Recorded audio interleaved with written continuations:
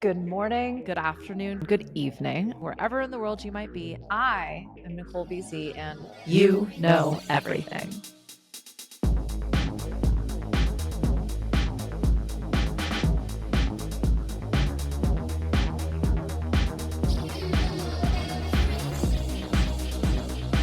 Hey there, friend. This episode interrupted. I've been doing my best to get ahead of things, to make plans, to create themes, to pull that thread through, and then life keeps happening. And this one showed up loud and proud. It's obviously AI themed. And as 2026, the year of the fire horse, takes hold, actually, when you're listening, no, we won't quite be there yet. Anywho, regardless of if you're into Chinese astrology or not, we are in for a bumpy ride. February is looking volatile. It doesn't matter what end of the woo spectrum you are on, complete bullshit or shaman witch bitch. Yeah, at me on this one. Listen back in a month. I am recording this at the beginning of February. You will hear this in the middle of February. I'm not even 1 week out, I think. Just enough time to get this edited. Thanks, Shannon.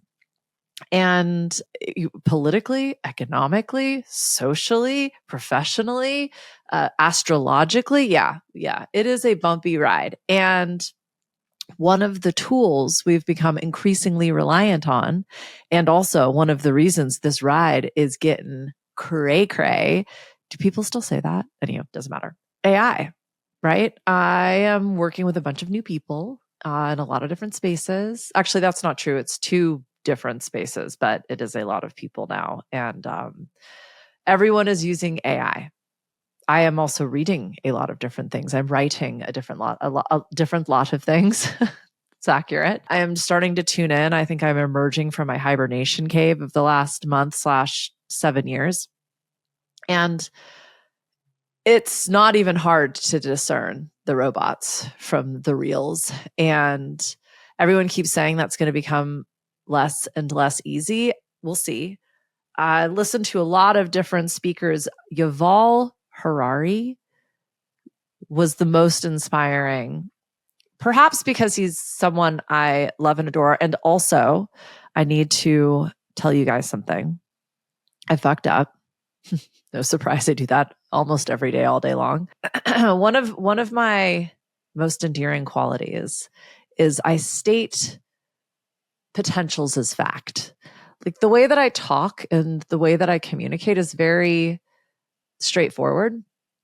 And because honesty is both my best and worst quality, if you don't know me that well, you might just assume I know what I'm talking about all of the time. And when I first started this podcast, I was unaware of my perfectionist tendencies, not in the way that I am now, at the very least. I mean, it's been like 5 years, y'all. Almost to the day, actually. Whoa.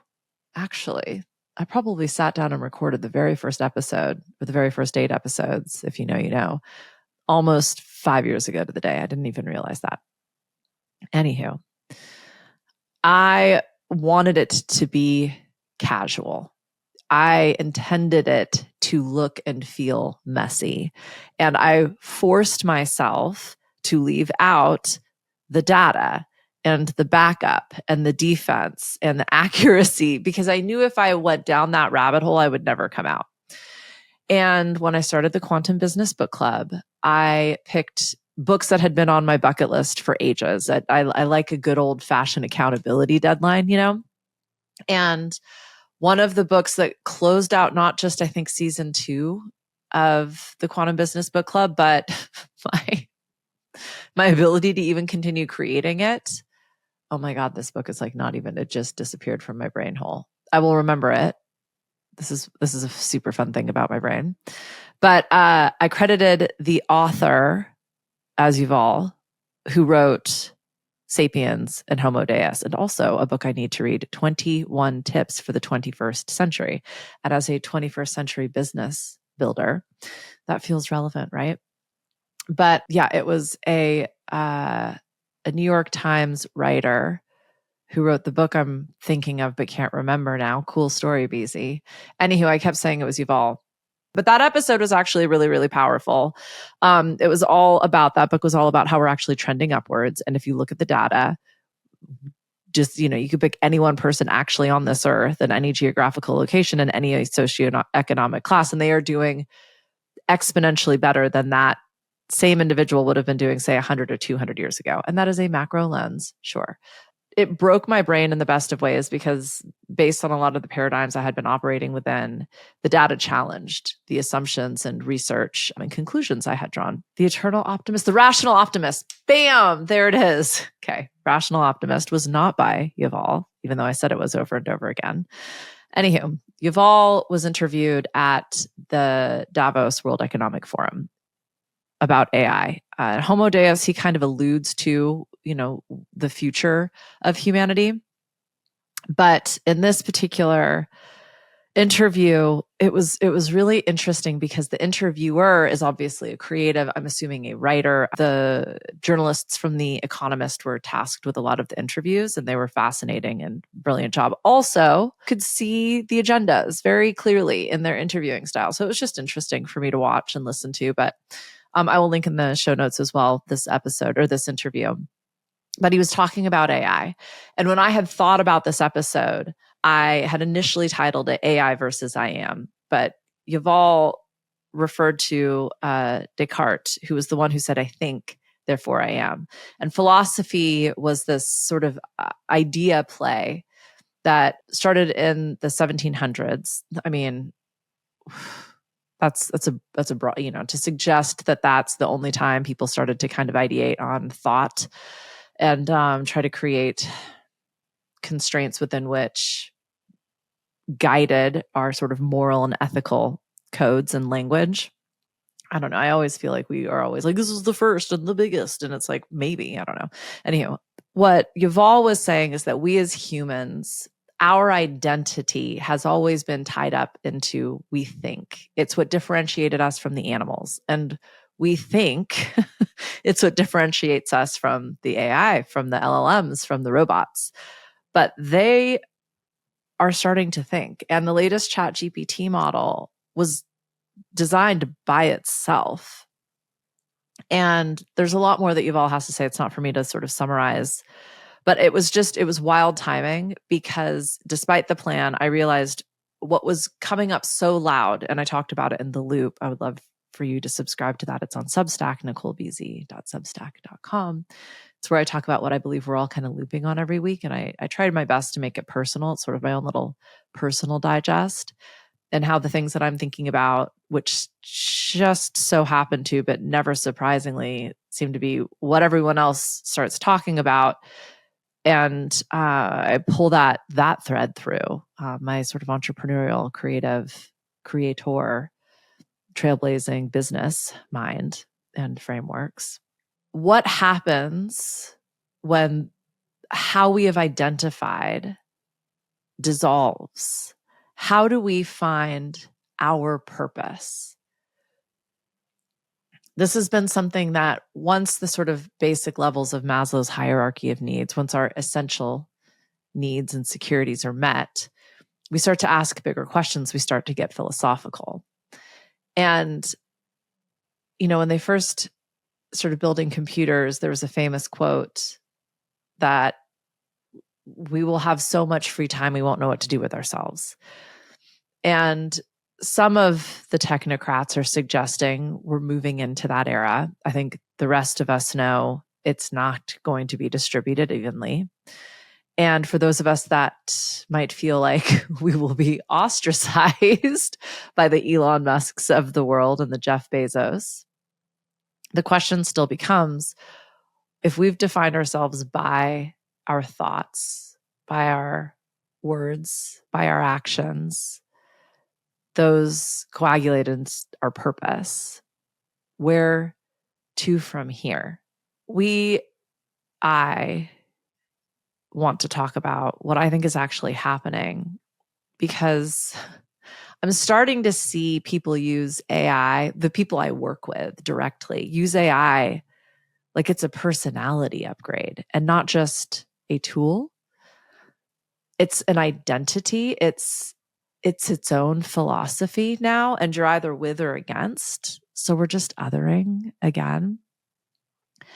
And I'd like to explore how, just right now, because the gods know everything is changing very quickly, I want to talk about how we can use AI individually, productively, purposefully, and not make it a content vending machine with a caffeine dependency, leaving us with this haunted look in our eyes.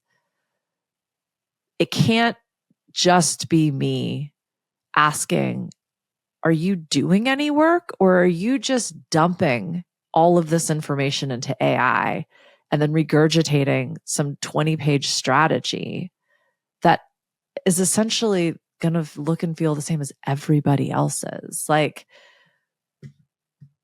AI can increase output for sure. It can improve drafts. It saves time. It can also make us sloppy. I'm watching people and feeling them become increasingly dependent on this tool. And it's like weirdly exhausting us in brand new ways.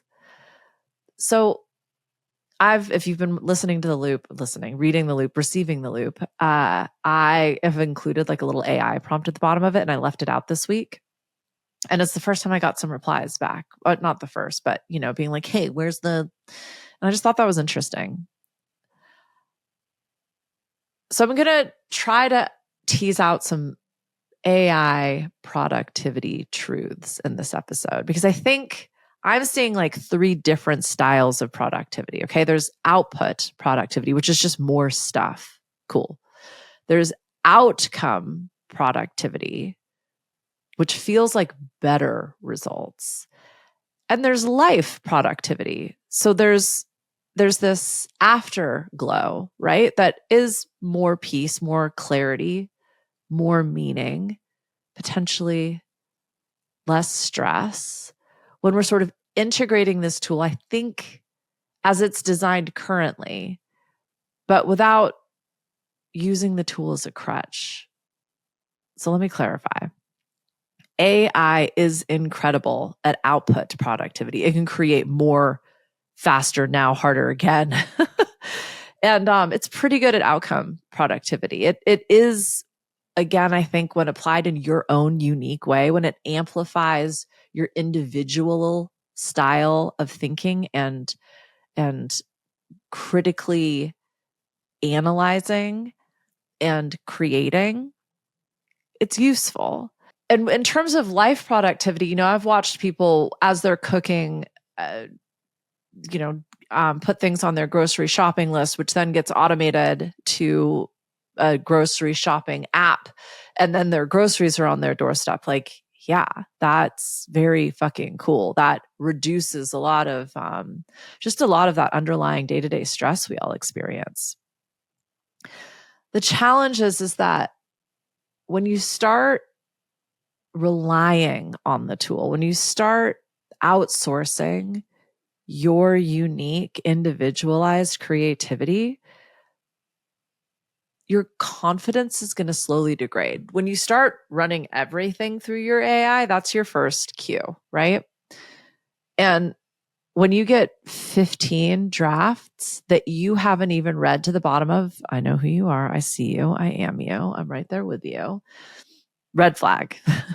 You don't need 47 iterations on this idea through your AI model. Remove yourself from the tech, my friend, and apply your human filter. I've always worked with brilliant people, but I've never seen brilliance replace itself voluntarily with tech. And I've been watching this since music went digital. I mean, since, smart computer phones were attached to our hands.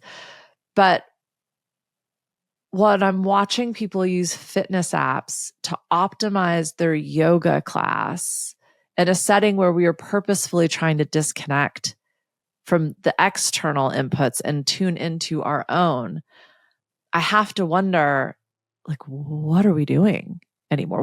Why are you here? And only you can answer that question, my friend. So just a few little data points, because what AI has really helped me with is that data validation, because I still wake up in the middle of the night with that episode, which I refuse to edit or delete because it is okay to make mistakes. And I'm just going to leave it at that.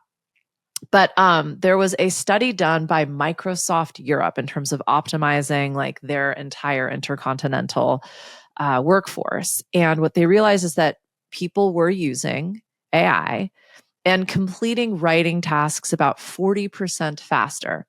And their work output improved about 18%. So, yeah, AI definitely helps you move fast. But the problem is the productivity benefits are overspent when we start actually fact checking, when we start editing, when we look at the human brain power it takes to go through everything that was produced. So there are workplace productivity benefits, but the gains depend on how people actually adopt the AI and what kind of work they do. It's not magic. And how you use the tool also has a learning curve.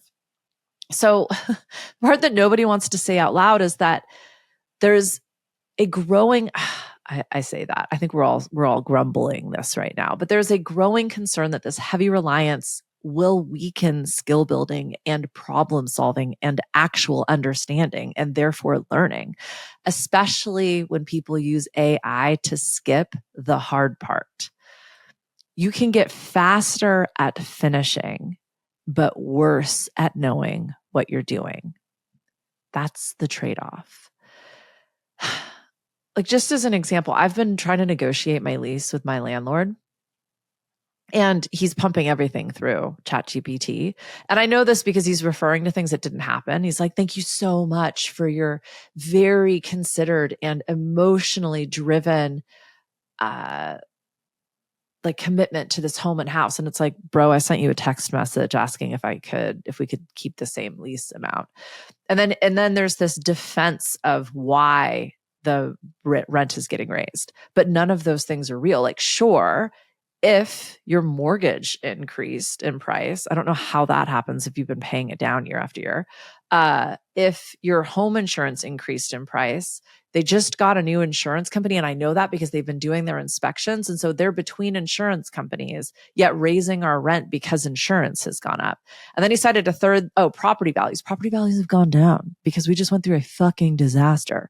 So like he cited three somewhat obvious to AI reasons that home ownership expenses might be going up. But the reality is they've gone down in this region. And I could, in 30 seconds, because I'm a bit of a real estate fanatic, show him that. So like just pumping your fucking texts through AI might make you look like kind of a fucking idiot. So just saying, like, don't get me started on the dating apps, my friend. Can I just say delete the M dashes? Don't be that fucking lazy, please. Like if you were copying and pasting directly out of AI, and you're not, because we don't do that. So I'm sorry, I am ranting. I had someone actually tell me they've always used M dashes. I was like, okay. Really speezy. Moving along. I do have a teacher friend, though, who says that it has 100% improved her parent-teacher communications because she was emotional and she was afraid. And those are challenging conversations to have. And that's where using AI as an editor, as a tool, useful. You can input the tone you wish you could convey despite your emotional attachment to the student, the fear of the parents, so on and so forth, right? So again, there's no one right answer here. But when AI saves time, especially for more monotonous type work, right? It actually changes what the job becomes. So in another large field study of generative AI assistant in customer support, researchers found that productivity improvements with the biggest gains for less experienced agents, plus evidenced that the tool helped them learn faster. So AI can be a legitimate ladder. I'm not arguing that. What I am saying is it will restructure the nature of how we work. And we must shift into monitoring, validating, underline, bold, and recovery when it comes to relying on this tool. So just bringing awareness to that, right? Here's the other thing, though, and back to that sort of Microsoft Europe study. Time savings often get eaten by rework, the validation that has to happen, and new tasks that appear because AI made them feel possible. So in this study, actually sponsored by the UK government, because their whole work suite is Microsoft 365. And they found that users did report time savings on some written tasks, but the evaluation also reported no clear evidence that those time savings became improved productivity. Because some tasks took longer, because the output was low quality, people did tasks they only took on thinking that the tool would make them easier. So AI compresses work, and it can also multiply work. Like, it reminds me of emails, and everybody thought email was just going to be this absolute answer to productivity. But now every one email you send generates 4 additional emails. It is like the ultimate Ouroboros of just eating your own tail with that one. You can draft faster with AI, but you have to review more. And you probably say yes to things thinking I can just whip that up with my Claude or my Perplexity or my CGBT. But if any of you have tried it in agent mode, you know what I'm talking about. So another study found, and this was an HR focused roundup, and it was a Workday study, that 40% of AI time savings were lost to rework. So you saved time, then you spent it cleaning up the robots' confident nonsense. Sounds like me. Your calendar didn't shift. It just moved things around, right? If you ever cleaned your house and you just find yourself like making piles of things, and then the next time you go to clean, you just move those piles around. Maybe that's just me. That's kind of what AI feels like a little bit right now. And what I will say is I definitely know some of our neurospicy friends, myself included, who've recognized like just getting something to bounce off of is huge. And being able to pop some ideas in. I mean, full disclosure, I will often be like, hey, I'm thinking about our purpose in life. And I'm seeing people burning out, and I'm seeing people losing interest, and I'm watching people lack inspiration because we're kind of outsourcing creativity to AI. What data is coming in and around that? What resources, what studies are happening? And I get a lot of research, and I get the beginnings of an outline for episodes. And I wish I could stay on script. That would keep these to, an efficient 20, 30 minutes. But here we are still rambling, and we're not even halfway through. Actually, I think we're over halfway through. You're welcome. I'm going to get to some tactical testing for you. So how can you play with how you're using AI? And is it a crutch? Are you over-reliant? Let's find out. Okay, so the actual AI productivity trap is not that it doesn't work. Look, and I'm just going to say it's not even that it's destroying the world or potentially going to become the most dangerous tool we've ever built. AI speeds up drafts. Draft speed increases output volume. Output volume increases the need for validation and coordination. Rework eats the savings. Expectations inflate because you have AI now. And then you end the day with more work rather than less. I'm watching this in real time, working with a bunch of brilliant people who are just synergizing data into their own AI models and then producing these intense strategic outputs. They're overlapping, they're regurgitative, and they're actually taking us in very, very different directions, even though we're all supposed to be working together. I'm watching owners and entrepreneurs continually run other people's prompts and other people's ways of strategizing and creating and thinking and selling and rewarding and incentivizing through their own models. And everyone's starting to sound like a Hermosi or a Ferris. This isn't a mindset issue. This is an adoption pattern. And that's why we need some new boundaries, my friend, and lanes. We're going to use AI. I love AI, but we need to find a way to optimize efficiency without destroying our creativity.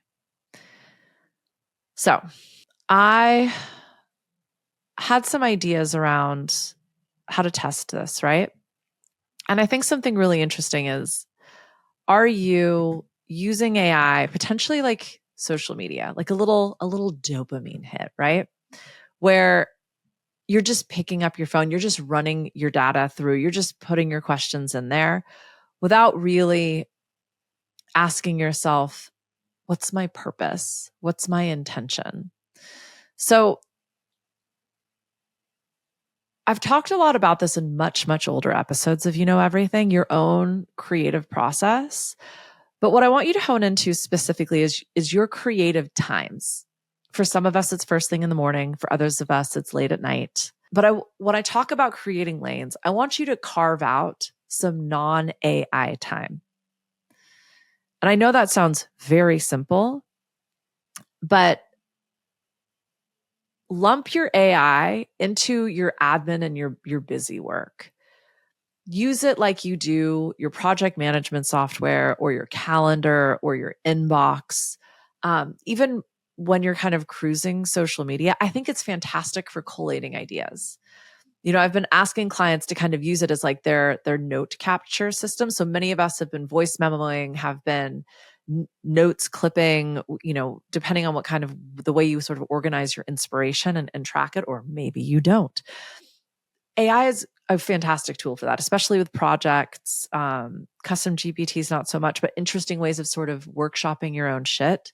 You can feed in some existing prompts so that you know you're kind of questioning yourself and really sort of critically analyzing ideas and potentially doing some additional research as well. But use it from that sort of right brained, left brained, you know, the technical side of your brain, and capture it, contain it. Give yourself a specific time frame for it and within a specific time of day. Get your AI out of your creative space just to test this. Again, it's never for me to tell you what to do. And the way this is hitting, I think, is going to land differently for you than potentially the way I even mean it. But I think you're going to know what I'm talking about. So, you know, I use AI to build out my workouts. I use AI to help with my grocery shopping and budgeting and nutrition targets.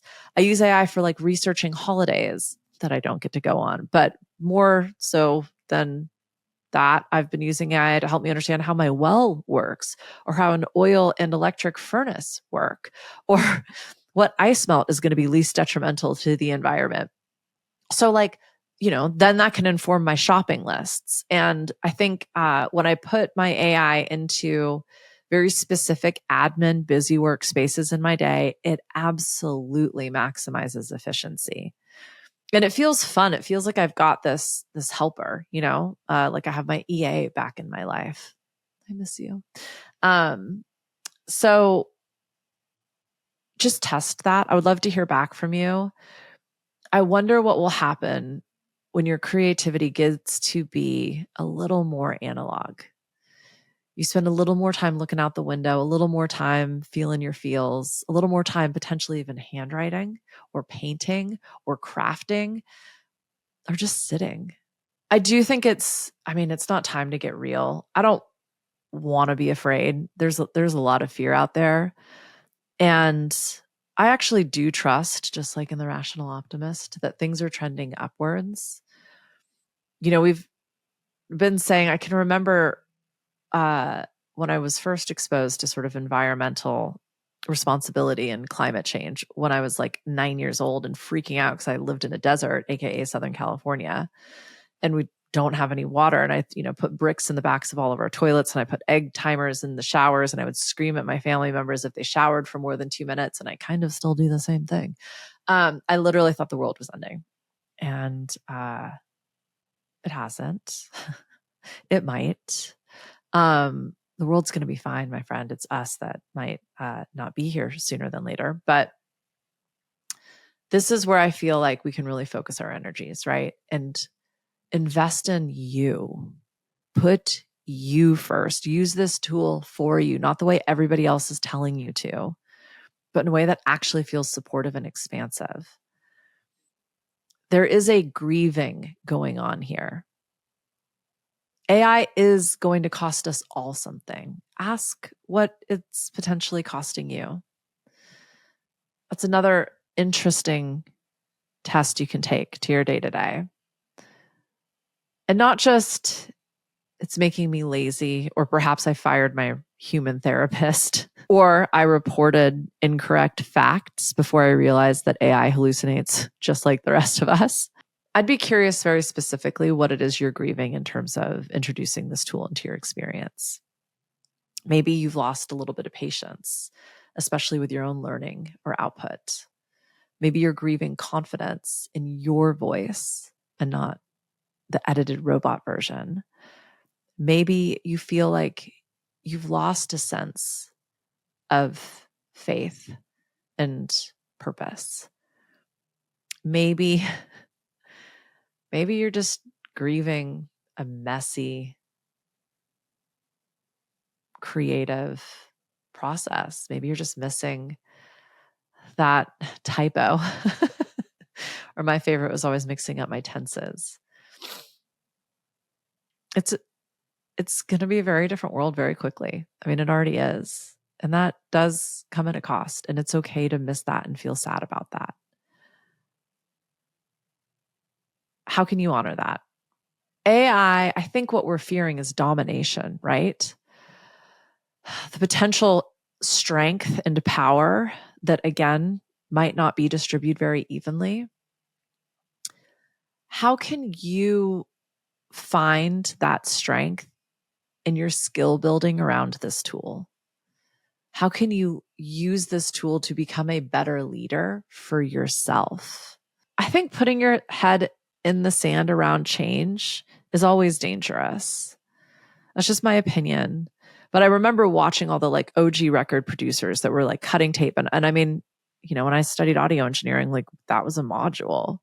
I don't think it was literally the next year that the students went through it. And everybody still to this day will tell you about the fidelity of analog sound and how records sound on tape. And they're not wrong.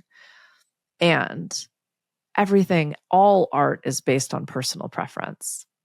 The fine artists and the MFAs will tell you there is a discipline and a study and, the knowledge of the masters that inform the great works of today. And I also agree with that. But the thing is our tastes change, our preferences change, you and I change, and we have different tastes. They are the definition of change, right?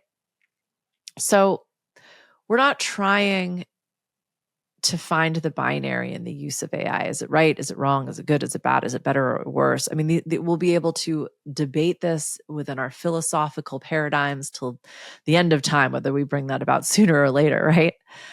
We're just simply trying to stabilize it in the moment as all of this change and chaos is happening around us. So just create some simple rules for you. AI for outlines, not for full drafts. AI for admin, not my creative brainstorming. AI for 30 minutes a day or 45 minutes a day, or AI only in the early afternoons when I'm kind of feeling tired.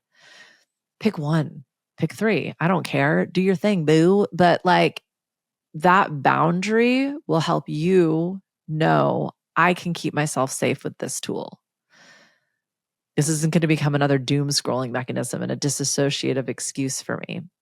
This is going to become like going to the gym or studying a foreign language, right? So from there, play, please. Get curious. Someone recently shared with me a link that like is like this oracle, like this soul oracle reading that will tell you your past lives and your magical gifts. Like that's fun.